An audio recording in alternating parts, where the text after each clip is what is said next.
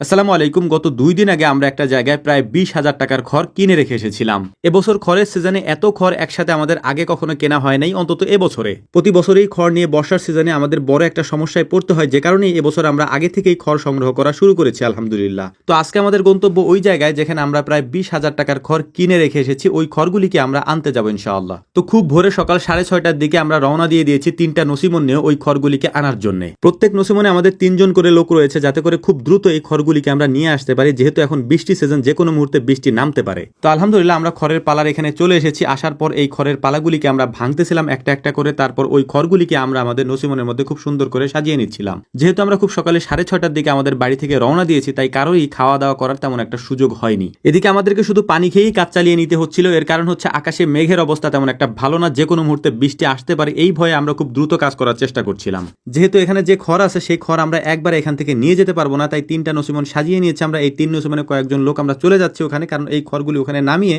আমাদেরকে ওখানেও পালা দিয়ে আসতে হবে। এর কারণ হচ্ছে যদি আমরা খোলা অবস্থায় ওখানে ফেলে রেখে আসি, তাহলে বৃষ্টিতে এই খড়গুলি ভিজে যেতে পারে যদি বৃষ্টি হয়। তো আলহামদুলিল্লাহ নসিমনের মধ্যে খড়গুলোকে সুন্দর মতো বেঁধে তারপর আমরা রওনা দিয়ে দিয়েছি আমাদের খামারের উদ্দেশ্যে, অর্থাৎ এই খড়গুলিকে আমরা যেখানে রাখবো সেই জায়গার উদ্দেশ্যে। আমরা কয়েকজন এই খড়ের সাথে যাচ্ছি এবং কয়েকজনকে আমরা এখানে রেখে যাচ্ছি, কারণ হচ্ছে 2 জায়গায় খড়গুলিকে একেবারে এলোমেলো অবস্থা আমরা রেখে যাচ্ছি। বৃষ্টি নামলে খড়গুলি ভিজে যেতে পারে, যে কারণে হচ্ছে আমরা 2 ভাগে বিভক্ত হয়ে তারপর এই কাজগুলি করার চেষ্টা করছিলাম। খড়গুলিকে নসিমনে করে এখানে নিয়ে আসতে আসতে আমরা দেখতে পেলাম যে বৃষ্টির অবস্থা তেমন একটা ভালো না, অর্থাৎ আকাশে প্রচুর পরিমাণে মেঘ দেখা যাচ্ছে। নসিমন থামিয়ে খড়গুলিকে আমরা নামানো শুরু করেছি এবং আস্তে আস্তে যেখানে পালাটা আমরা দিব সেই জায়গাটা তৈরি করতেছিলাম। এর মধ্যেই দেখতে পেলাম যে মুষলধারে বৃষ্টি শুরু হলো। আকাশে যে মেঘ রয়েছে এবং বৃষ্টি যে হতে পারে, এটার একটা আইডিয়া আমাদের সকাল থেকেই ছিল। যখন আমরা রওনা দিয়েছিলাম তখনই আমরা একটা প্ল্যান করে রেখেছিলাম যে বৃষ্টি হলে আমরা কি করব। পলিথিন এবং এগুলিকে ঢাকার জন্য যেসব জিনিসের প্রয়োজন সেগুলি আমরা আগে থেকে রেডি করে রেখে গিয়েছিলাম, যে কারণে তেমন একটা ক্ষতি আমাদের হয়নি, তেমন একটা ভেজেও নি। কিন্তু আকাশে কি পরিমাণ মেঘ রয়েছে সেটা হয়তো ভিডিওতে আপনারা দেখতেই পাচ্ছেন। এ কারণে হচ্ছে আমাদের তারাটা একটু বেশিই ছিল।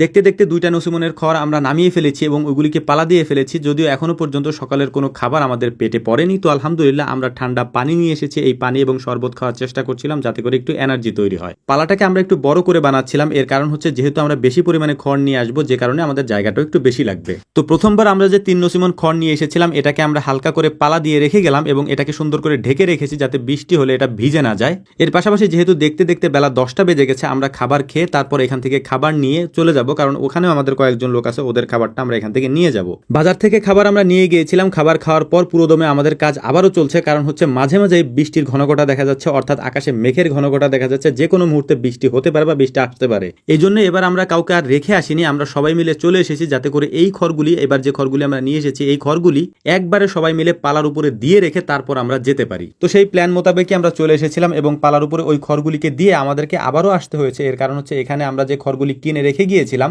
এর বাইরেও ছোট্ট একটা পালা আমরা এখানে কিনেছি। তো ওই পালাটাকে নিতে, অর্থাৎ ওই পালার খড়গুলি নিতে আমাদের এখানে আবারও আসতে হয়েছে। এর পাশাপাশি আগে যে খড়গুলি আমরা এখানে কিনেছিলাম, অর্থাৎ এতক্ষণ যে খড়গুলি আমরা নিয়েছি, সেখান থেকেও কিছু খড় এখানে রয়ে গিয়েছে। তো আলহামদুলিল্লাহ সব খড়গুলিকে আমরা নসিমনের মধ্যে উঠিয়ে নিয়েছি। উঠিয়ে নেওয়ার পর সবার টাকা পয়সা পরিশোধ করে, অর্থাৎ যে টাকা দিয়ে আমরা খড়গুলি কিনেছিলাম, একটা জায়গায় হচ্ছে 19,000 টাকা আর একটা জায়গায় 3,500 টাকা, সেই টাকাগুলি পরিশোধ করে আমরা এখন চলে যাব আমাদের খামারের উদ্দেশ্যে, অর্থাৎ যেখানে আমরা এগুলিকে সাজাচ্ছি সেখানে আমরা চলে যাব।